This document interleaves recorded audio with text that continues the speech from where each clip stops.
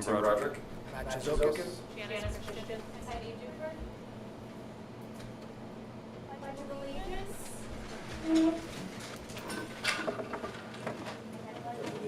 To the flag of the United States of America and to the republic for which it stands, one nation, under God, indivisible, with liberty and justice for all. Agenda review. Make a motion to accept the agenda as presented. Second. Were we gonna talk about, shoring in the school day at all? Yeah. Will we start later and early? I know we had started kind of getting into that last minute, I didn't know if we were gonna take that. I think if we were about to do it, Yeah. Alright. Approval of minutes, we have three, we have minutes, so we have three, dates to approve. I'll make a motion to approve the April 14th, 2025 minutes. Did we have a vote on the review of the agenda? I need a motion, so all in favor on the agenda? Aye. Aye. And then approval of the April 14th, 2025 minutes. Did you Second. All in favor? Aye. Aye. I make a motion to approve the April 14th, 2025 non-public minutes and to seal them indefinitely. All in favor? Aye. And make a motion to approve the May 20th, 2025 minutes. Second. All in favor? Aye. Opposed? Informational items. Deb, should I have abstained on the April 14th? If you've read them, you can vote on them. Okay. You don't have to. Thank you. Enrollments, we have in our packet that from May 1st of last year to May 1st of this year, there's an increase, more students. Financials is the next item in the packet. Heidi, do you have anything to share? Not really. Right now, the surplus is $128,000. We will be asking to encumber some of that for some secure that project. And have specific questions. Yeah. So does anyone have any questions?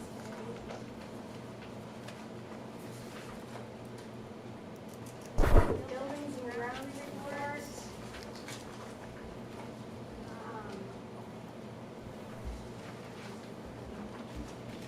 I think they did great all year for getting everything done, sports and everything they got out here. This is work. I sent Sean a message about one of these guys that did a great job for us for outside.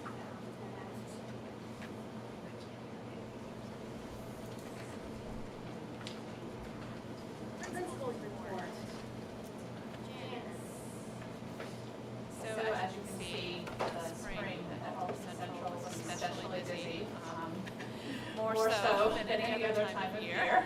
The children were actively engaged in quite a number of different special field trips and events that were planned for them. The school spirit was extremely high, and we were really proud of all of our eighth graders for their promotion to Prospect Mountain.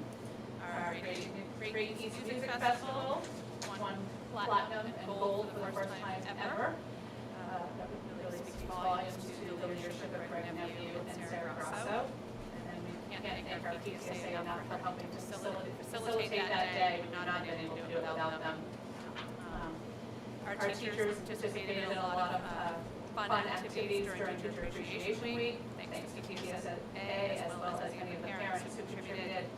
The semi-formal was an especially great night. Again, thanks to Greg Nephew, DJ, and our 7A team providing chaperones. We've done a lot of work with our academic and program development, especially the RTI process and understanding it so that our staff are all on the same page with regards to how to implement tier 1, 2, and 3 practices. We ended our year with Mike Anderson leading Great Learning, and we're looking forward to his returning in the fall.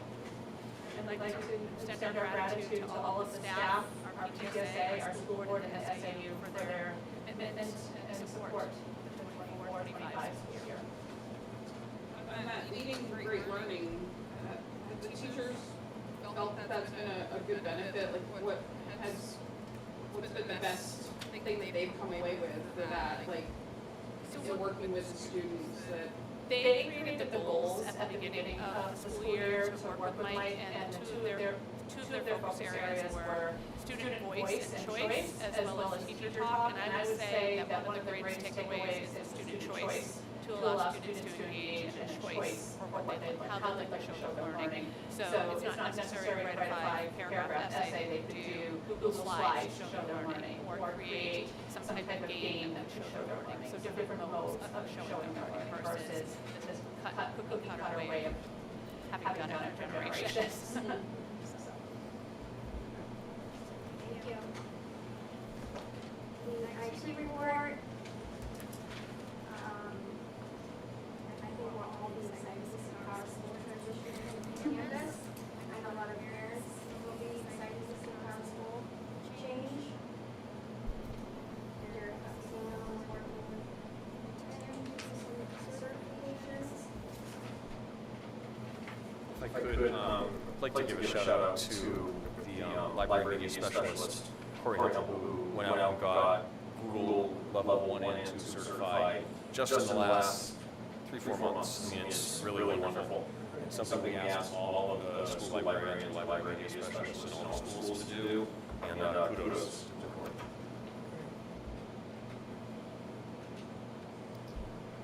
Okay, Matt? In your board report, you have several things. One, going on with Tim just brought up in terms of our K-8 technology curriculum.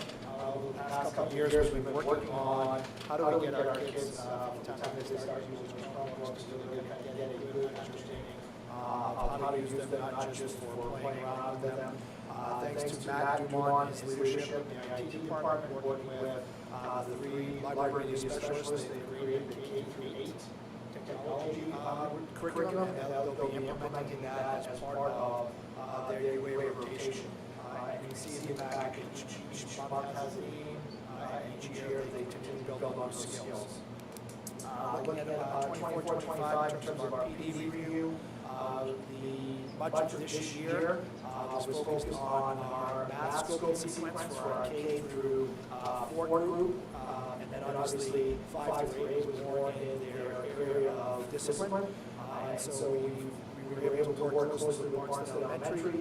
Our next steps from this process is to create common assessments for each of those units, which align to the ICANN statements. So not only students and parents, but we kind of clearly see what kids know and don't know based off of having a scope sequence aligned directly to our standards. Not necessarily to a program, but standards that need to be taught in there. So we look forward to that work. In addition to that, tomorrow night you'll also be seeing the work that our literacy committee did across the system. So we'll be doing a report on that, so I'll talk about that. Again, we'll continue working with Mike. One of the things that Janice talked about was looking at that three-legged stool and really looking at how do we teach things through rigor. We're talking about setting up classroom expectations and things of that nature, social emotional learning, and not having to stand alone. Really taught through class academics. So we'll continue to work on those. As of this time right now, the Title I and Title IV grant applications are here. Still have not received Title II yet, so hopefully, what's that? 1 and 4 right now, yes. We're hoping for 2 soon because by June 30th, I have to submit the consolidated application. And part of that application process is to give them an overview of the budget. It's very difficult to submit a budget and I don't know what the application are. So worst case scenario, I'll kind of use what we had this year in terms terms of funding. Something to know that Prospect Mountain no longer receives those funds, they go to Alton and Farmstead. So the allocation might look different than they have in the past, but certainly we will make sure that we're allocating funds accordingly to Prospect Mountain School. The last thing I want to bring up, our SAS, New Hampshire SAS is done. On June 30th, I'll be attending an accountability meeting, in which time we'll be talking about when we'll be releasing those scores. So we have some preliminary scores, but until they release them, I don't want to be put on until they're finalized. July 23rd, Tim and I will be meeting with the ACS administration, and part of our conversation will be around looking at those SAS scores, but also our STAR assessment scores, and then we'll be reporting on those in August. I've noticed the SAS, they are releasing more metrics in their report, and there's, kids that had like the ranking for like the school and then, statewide comparisons, so that's kind of nice to offer more information.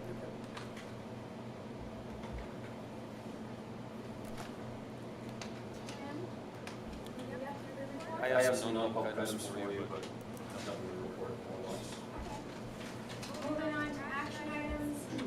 I guess we're going to talk about the lunch price increase. After completing the USDA Food and Nutrition Pay Lunch Equity Tool, we do have to increase at least 10 cents. Currently, our price is $3.25, so we do need to increase it to $3.35. If you want to do it higher, that's up to you. I had a question about the students that had very large outstanding debt. Were any efforts made by those families to make payments on them, or? The ones with the large balances, no. And we've contacted them, we have sent them free and reduced applications, throughout the whole entire year. And there's quite a few with not one single payment. There are some that have made one payment in the year, and their students just continue to purchase lunch, and that's what makes it grow pretty high. So I figured I would give you that information. What was exciting is we did, Sam, and Sam's especially, he's really great. He was calling, and it did work. It did help. It definitely brought our debt down compared to last year. Yeah. We're trying. But the operating loss is still significant, right? So no amount of collections will fix that if our labor costs and food costs exceed the amount we're charging and collecting in USDA reimbursements. So this is the night of the year when Heidi has used the USDA tool and tells you what the minimum increase you're required to vote is, and I encourage you to at least think about, do you want to charge a little more than that, because we have this significant net operating loss year after year. Now, you do budget some money to smooth that over, and then this is an identity question. What kind of school are we, what do we believe in, what do we want to do? So if this is what you want to do, I'm not here to tell you I think it's wrong or anything like that, but only one night a year you get to really think about this, right? And this is that night. So right now, we're subsidizing from the general fund just under $100,000 for food service operations. And again, if that's what we want to do, that's okay to do. But make it a decision. I say the same thing every year, right? Make it a decision by the board as opposed to 8 months from now turn to us and ask, how does this happen? Because this is going to happen, right? So the question is that okay? What's the status with the free and reduced lunch? So we have about 30% of our students, give or take, between 25 and 30% of our students, I'm looking at Heidi, sorry, are eligible for free and reduced price lunch under the USDA guidelines and the state law. There was some talk in the legislature this year about increasing the income threshold for families to be eligible, but last I heard, it had stalled. wasn't, a lot that was going on in the government. That could still change. Things are still kind of wrapping up over in Concord. So we might have a quarter or more of our students receiving free and reduced price lunch. These 141 are folks who pay for lunch. They could be reduced price or they don't have any aid at all, but just haven't paid. Yeah, I don't know if they need them. So like I said, we send them the application, we just can't make people fill it out. It is also possible that some families are above the income threshold and they know it, and they're not filling out the form for that reason, but for whatever reason, they're also not replenishing their students' accounts and putting money in there to cover the cost of lunch. And I'm pretty certain everybody understands, we can't deny a child a meal. We serve every kid food who walks up and walks through. So it's just this kind of thing that goes like on rises. Yep. What did we increase last year? Was it 25 cents? Did we increase it 25 cents? Was it 3 or 4 cents? Yeah, Alton was really low. Maybe we did a quarter. These are pretty low. By today's standards.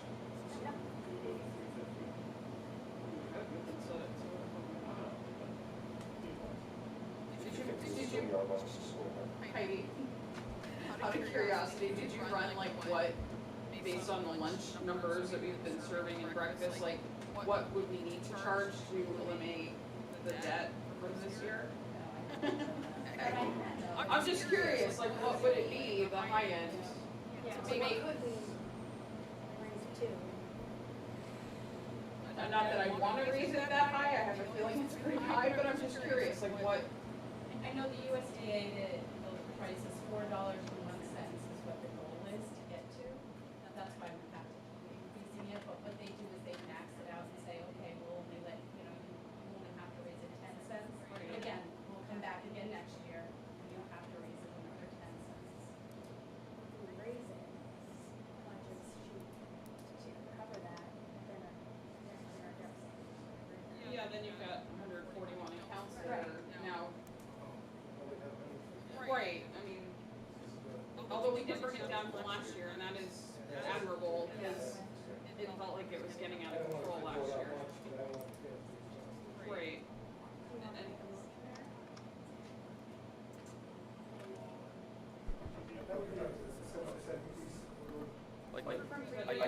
If it's helpful as background information, we run another pre-K through 8 school, and last week its board voted to increase its lunch price to $3.50. I make a motion to set our lunch price for 2020, what is it, fiscal 25 to 26.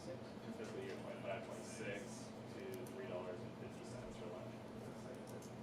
All in favor? Aye. Any opposed?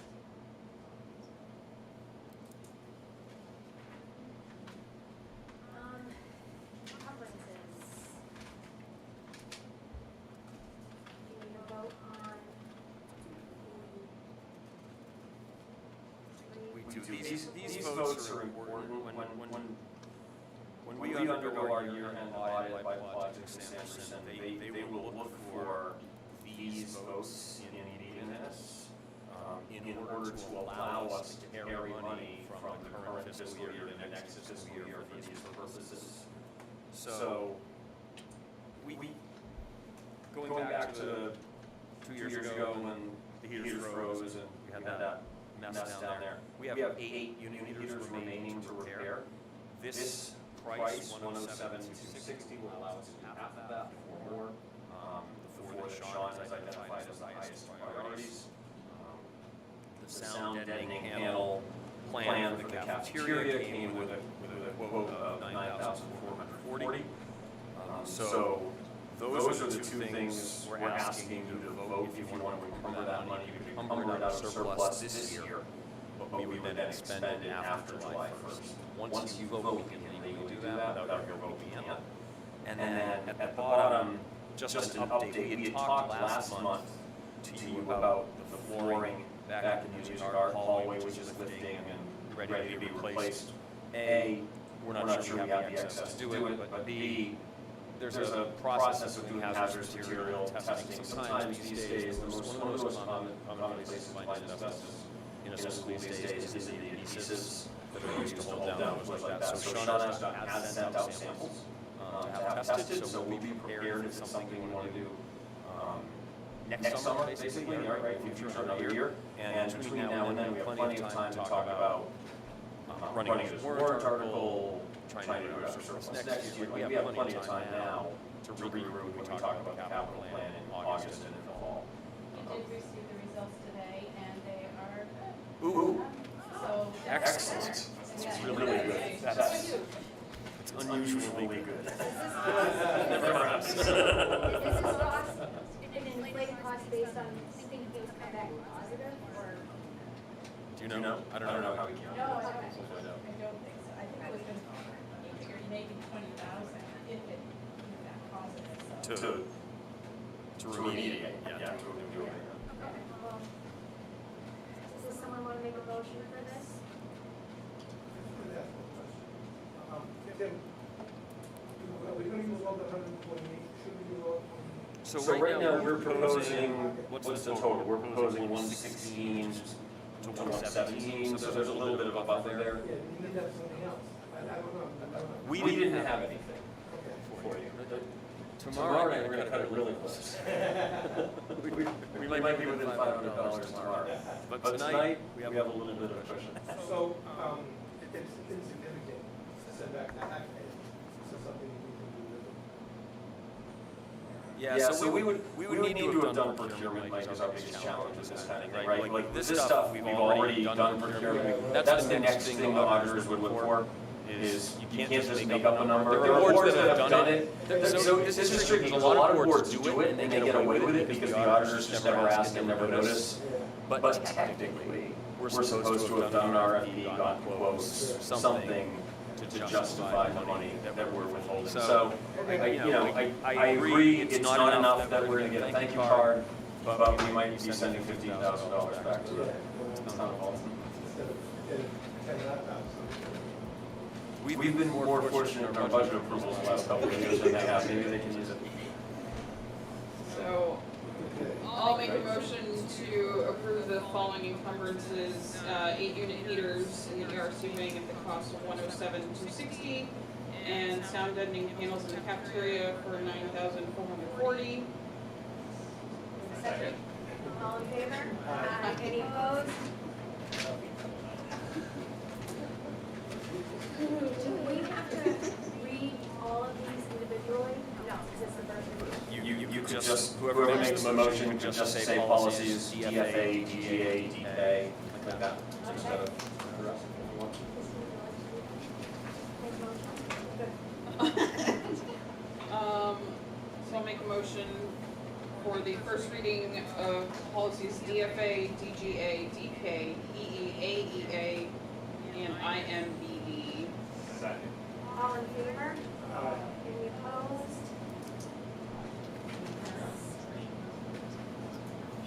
Personnel. So, this is number. We have to accept her resignation.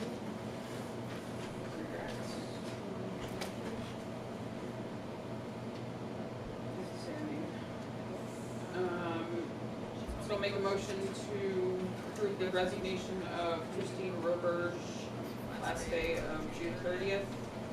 Second. All in favor? Aye. Shout out to Kurt Fussy, he was here back when I was here.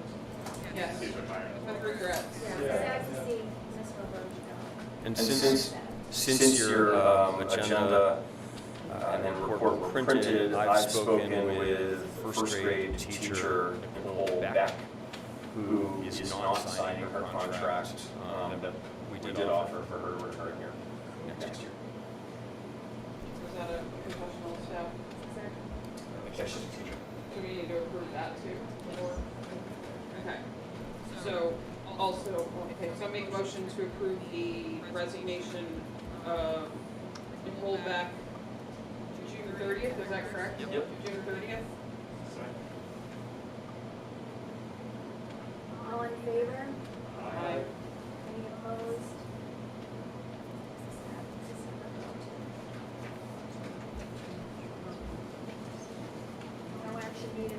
board staff outgoing, but, yeah, sad to see these people not coming back, especially Kurt. Miss Cheryl. Forgot to do any voting on that.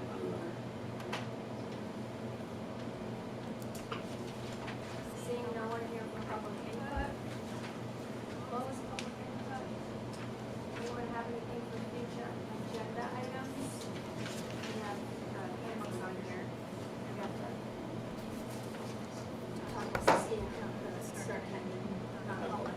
We have a few things for non-public.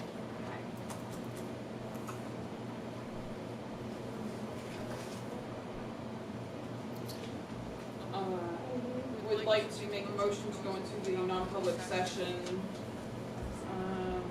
under RSA 91-A:3, Roman numeral 2, A and C, personnel. Second. All in favor? Roll call. One by one, let's see. Yes. Yes. Yes. Yes. Sorry. I think so. We don't actually make a motion, you can't do it. That's why I said so. They're not coming out in non-public and going back to public, so the meeting's over. Okay.